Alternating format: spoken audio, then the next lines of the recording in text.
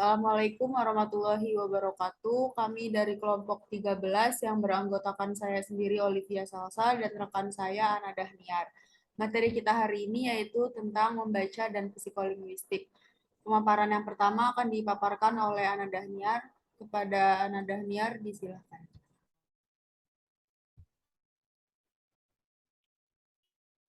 Ya, yang pertama ada sejarah tulisan. Sejarah mengenai tulisan dapat ditelusuri ke tahun 3100 Masji pada bangsa Sumeria yang hidup di Mesopotamia. Purba di antara sungai Tigris dan Euphrates, Wolf dan kawan-kawan dalam Gleason dan Ratner 1998. Pada saat itu orang belum memakai tanda huruf seperti itu yang kita pakai sekarang. Mereka memakai apa yang dinamakan cuneiform, yakni gambar-gambar yang melambangkan benda atau konsep.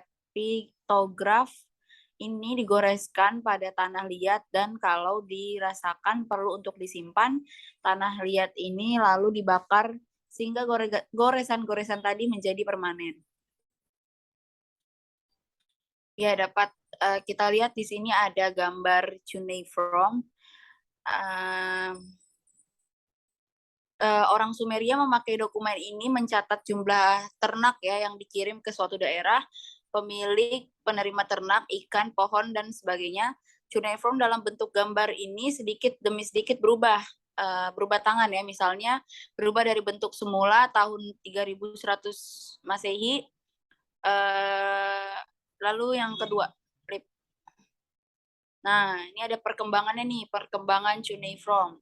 Nah, gambar itu tampak bahwa perkembangannya makin lama, makin abstrak, menjauh dari perwujudan benda yang diwakilinya. Sementara itu, orang dari Mesir sekitar tahun 3000 sebelum Masehi juga mengembangkan sistem tulisan dengan gambar dikenal sebagai hieroglif, sebagai gambar yang terlihat pada slide yang selanjutnya. Hieroglif dari Mesir nih. Pada tahun 2000 Masehi, bangsa Cina mengembangkan ideogram, yakni gambar-gambar yang menimbulkan objek. Ideogram ini kemudian berkembang menjadi logogram, yakni wujud simbol yang masing-masing mewakili kata. Logogram ini yang dipakai sampai sekarang. Nah, perkembangan selanjutnya ada di selanjutnya, Olive. Nah, ini dia. Huruf Jawa ya. Huruf-huruf ini dijajarkan demikian menuliskan kata Jawa atau puasa. Kedua, huruf itu dijajarkan nih berikut contohnya silabris yang terdiri dari 20 suku kata atau huruf. Tanpa imbuhan apa-apa, tiap karakter mewakili sebuah konsonan dengan bunyi vokal O. Jadi apabila konsonannya P, maka huruf tersebut dibaca sebagai Po. Bila R, maka diucapkan sebagai Ro. Untuk menuliskan kata poro atau para. Misalnya kita jajarkan saja huruf P dan huruf R dan sudah tercipta kata poro. Bila suku kedua ditambah vokalnya, maka vokal tersebut maka vokal pada suku pertama otomatis menjadi al. Untuk mengubah bunyi 5 menjadi bunyi lain ditambahkan penanda vokal seperti bundaran kecil yang ditaruh di atas huruf mengubahnya menjadi bunyi i. Jadi kata pari atau artinya padi dituliskan sebagai 1, sedangkan piro berapa dituliskan sebagai 2. Nah, selanjutnya. Nah, ini ada perkembangan terakhirnya, ini perkembangan alfabet. Sebentar. Tulisan dalam huruf alfabet ini berubah-ubah arahnya. Mula-mula dari kanan ke kiri, tetapi pada abad ke-7 berubah lagi dari kiri ke kanan. Dan kemudian kembali lagi ke urutan kiri ke kanan. Bahkan di Roma pernah pula ada urutan Beustropedon dari kanan ke kiri, ganti garis, lalu dari kiri ke kanan, balik lagi dari kanan ke kiri, dan seterusnya. Menurut Welles 1989.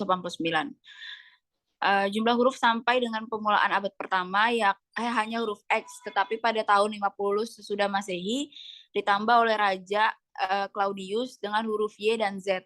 Dengan demikian lengkaplah sudah alfabet Latin ini. Penyebaran alfabet Latin berjalan selaras dengan kekuasaan kerajaan Romawi. antara tahun 3000 Masehi dan ditundukkan dan tahun 1 sesudah Masehi Roma menjadi kekuatan politik yang luar biasa. Negara-negara ditundukkannya diberikan kepada orang-orang Romawi yang secara tidak langsung menyebarkan bahasa berserta alfabetnya. Bagaimana alfabet ini kemudian dipakai oleh bahasa-bahasa lain tidak jelas sejarahnya, tetapi yang nyata adalah bahwa alfabet ini menyebar tidak hanya peninsula Italia saja, tetapi masuk ke daratan Eropa yang lainnya dan akhirnya sampai ke negara kita untuk bahasa Indonesia melalui Belanda.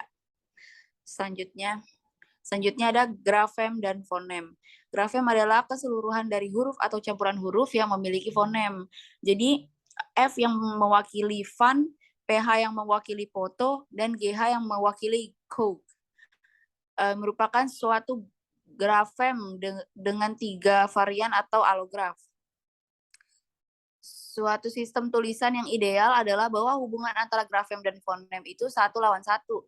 Artinya tiap satu fonem diwakili oleh satu grafem dengan satu varian. Sebelum diberlakukannya ejaan yang disempurnakan, bahasa Indonesia memiliki beberapa fonem yang masing-masing diwakili lebih dari satu grafem. Dulu kita menuliskan kata baca dan baju dengan memakai TJ dan DJ, baja dan badu. Padahal D, T, dan J merupakan 3 grafem yang berdiri sendiri. Kini fonem C dan ini masing-masing telah dinyatakan dengan satu grafem, yakni E dan J. Kita masih memiliki eng yang mewakili satu fonem N, namun secara keseluruhan hubungan antara grafem dan fonem pada bahasa Indonesia sudah sangat baik, meskipun untuk vokal masih ada masalah di L. Selanjutnya ada elemen pada huruf. Kalau alfabet Latin kita perhatikan dengan teliti, maka akan kita dapati bahwa tiap huruf sebenarnya terdiri dari elemen-elemen yang sederhana, yang diramu dengan berbagai cara. Huruf P, Q, B, dan D misalnya hanya terdiri dari satu garis lurus setengah lingkaran. Perbedaan antara P dan Q hanya terletak pada letak setengah lingkaran, yaitu pada P lingkaran di atas kanan garis dan pada Q di kiri garis. Begitu pula antara B dan D, pada B lingkarannya di kanan dan D di kiri. Perbedaan antara P dan B hanya terletak garis lurusnya, pada P garis lurusnya menjorok ke bawah, pada B ke atas. Huruf-huruf lain juga mempunyai apa yang oleh Lado namakan regularity of fit, keteraturan bentuk. Bentuk huruf tidak selamanya sama. Satu hal yang jelas adalah bahwa bentuk huruf kapital dengan huruf kecil seperti A dan A, B dan B sangat berbeda. Tidak hanya itu saja, satu huruf yang sama bisa pula tertuang dalam wujud yang berbeda, seperti terlihat pada contoh ini. A, A, A, B, B, B, F, F, F. Pembaca harus menyadari bahwa wujud yang berbeda-beda itu hanya merupakan gaya saja. Selanjutnya akan dijelaskan oleh Olivia Salsa. Selanjutnya ada tahapan membaca. Di tahapan membaca ini ada 4 tahap yang dalam berbahasa yang sampai kini masih dianggap benar adalah tahap mendengarkan, berbicara, membaca, dan menulis. Di 2 tahap pertama yang berkaitan dengan bahasa lisan dan 2 tahap terakhir berkaitan dengan bahasa tulisan. Tahap-tahap yang dimunculkan pada saat psikolinguistik belum lahir mempunyai landasan psikolinguistik yang kuat. Dari apa yang telah kita pelajari pada bab-bab sebelumnya, bab ini kita ketahui bahwa komprehensi selalu mendahului produksi. Anak mulai berbahasa dengan mendengarkan terlebih dahulu, barulah kemudian dia mulai berbicara. Dan di 2 tahap berikutnya, ada yaitu membaca dan menulis. Bukanlah merupakan persyaratan hidup, karena tanpa dapat membaca dan menulis, manusia juga masih tetap dapat mempertahankan hidupnya. Namun demikian, dalam masyarakat modern, membaca dan menulis merupakan bagian yang tidak dapat dikesampingkan. Karena tanpa kemampuan ini, dunia kita akan tertutup dan terbatas hanya pada apa yang ada di sekitar kita. Karena itu, manusia modern umumnya dapat membaca dan menulis.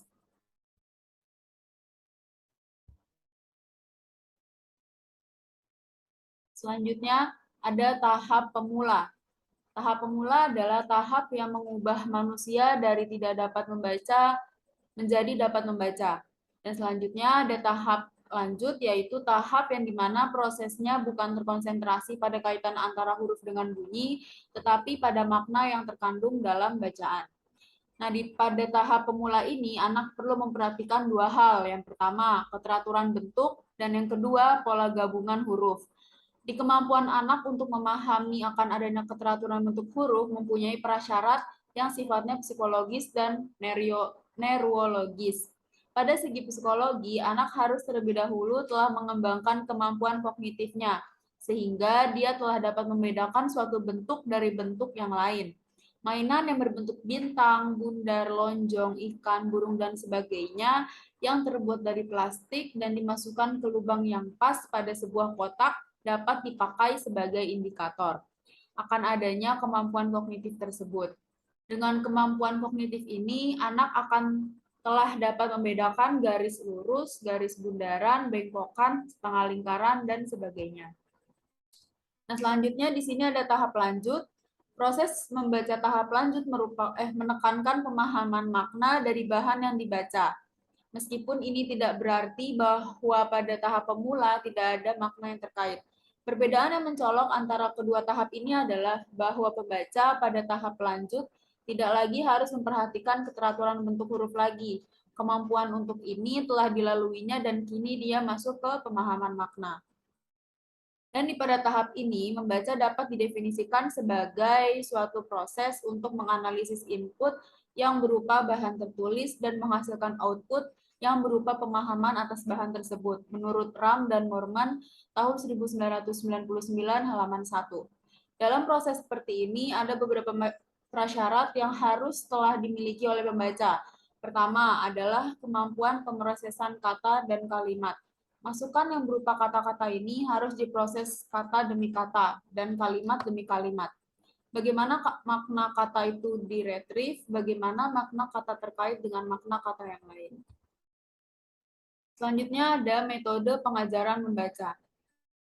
Di metode pengajaran membaca ini ada dua pandangan yang saling bertentangan mengenai proses membaca.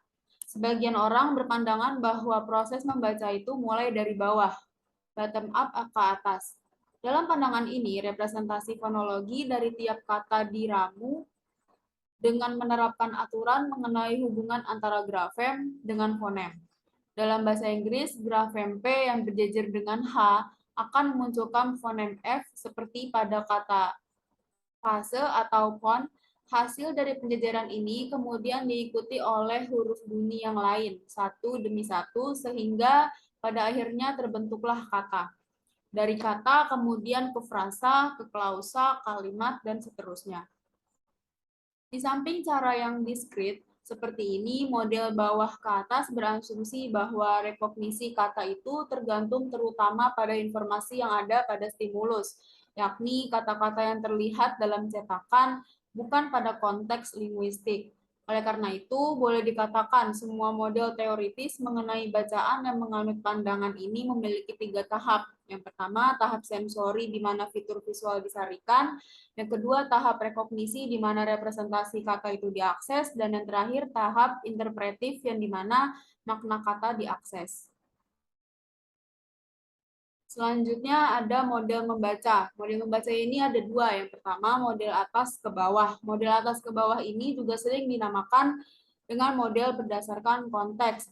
Mengasumsikan bahwa informasi tentang konteks dapat secara langsung mempengaruhi caranya kata dipersepsi dan interpretasi.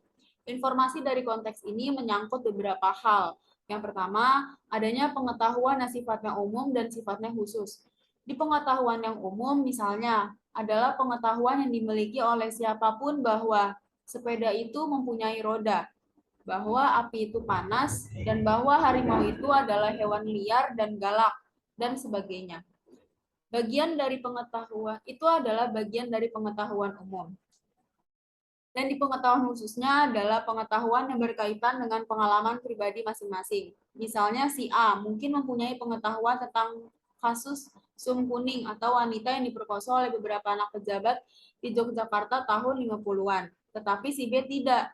Sebaliknya, si B tahu tentang John Hancock atau pendukung kemerdekaan Amerika yang sangat antusias sehingga tanda tangan pendukungannya dia tuliskan dengan huruf yang besar-besar. Nah, di sini ada model baca yang kedua, yaitu model bawah ke atas. Landasan dasar untuk model bawah ke atas yang dapat disebut juga sebagai model yang berdasarkan stimulus adalah bahwa rekognisi kata terutama pada informasi yang ada pada kata itu, bukan pada konteksnya. Di samping itu, rekognisi terjadi secara diskrit, berhierarki, dan bertahap informasi yang ada. Pada satu dimanfaatkan untuk membangun tahap berikutnya. Karena itulah, maka pada model ini ada tahap sensori, tahap rekognisi, dan tahap interpretasi. Seandainya kata yang tercetak adalah padi, maka tahap sensori kita kaji seluruh visual kata itu garis lurus yang menjorok ke bawah dan setengah lingkaran yang menempel di kanan untuk huruf P. Setengah lingkaran di sebelah kanannya yang ditutup dengan garis untuk huruf A, diikuti oleh garis lurus yang menjorok ke atas, dan seterusnya. Pada tahap rekognisi, paduan antara huruf-huruf itu diteliti untuk ditentukan apakah paduan huruf P, A, D, dan I itu memenuhi aturan fonotaktik bahasa Indonesia. Bila memenuhi, dapatlah kemudian bentuk itu dianggap sebagai kata.